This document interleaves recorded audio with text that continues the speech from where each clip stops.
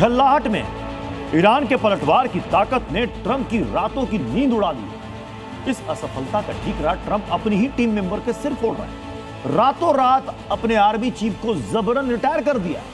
FBI के director काश पटेल पर इस कदर दबाव है कि वो किसी भी वक्त इस्तीफा दे सकते हैं। Army secretary, labour secretary, attorney general, Trump इन सबको अपनी टीम से बाहर का रास्ता दिखाने की तैयारी में। रैंडी जॉर्ज आर्मी चीफ जबरन retire.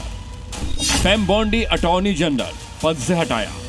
Daniel P Driscoll army secretary हटाया जा सकता है।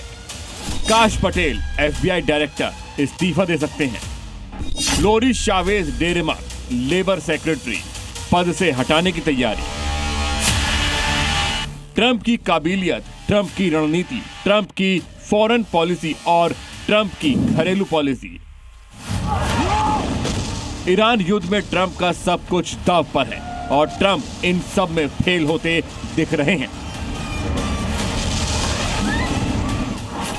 हालात इस कदर हो गए हैं कि ईरान के पलटवार से ट्रंप बाहर से बेचैन हैं और अपनी टीम में फूट ने ट्रंप को भीतर से बेसब्र कर दिया है।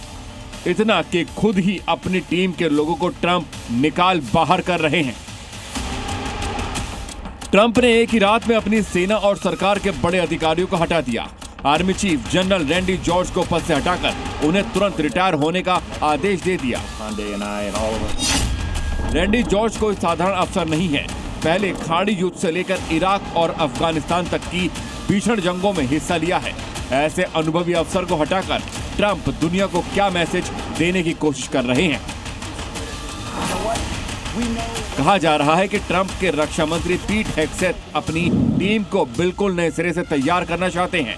उन्हें लगता है कि ट्रंप के मिशन को पूरा करने के लिए नए और भरोसेमंद लोगों की जरूरत है। इसी रणनीति के तहत पिछले एक साल में एक दो नहीं बल्कि सेना के 1 दर्जन से ज्यादा बड़े जनरलों और एडमिरलों की छुट्टी की जा चुकी है और ये लिस्ट और बड़ी होती दिख रही है, जिसमें FBI के डायरेक्टर काश पटेल का भी नाम शामिल है।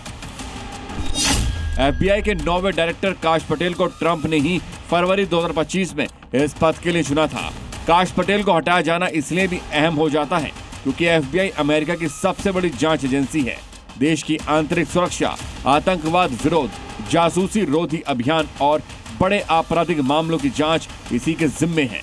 युद्ध के समय में विदेशी जासूसों, घरेलू खतरे और राष्ट्रीय सुरक्षा से जुड़ी जांचें सीधे इसी एजेंसी से जुड़ी होती हैं।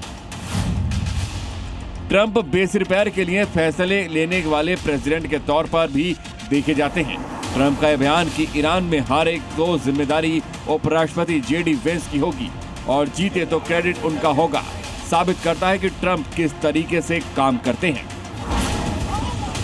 ईरान युद्ध निर्णायक मोड पर पहुंच चुका है और ईरान के पलटवार बता रहे हैं कि ट्रंप दुनिया को झूठी कहानी सुना रहे हैं कि ईरान के पास अब कुछ नहीं बचा। लेकिन अंदर ही अंदर ट्रंप परेशान है कि उन्हें ना तो 48 घंटे में ईरान में जीत हासिल हुई, ना ही 5 दिन का सीजफायर फार्मूला काम आया और ना ही 10 दिनों का सीजफायर एक्सटेंशन रिजल्ट की ओर जाता नजर आ रहा है।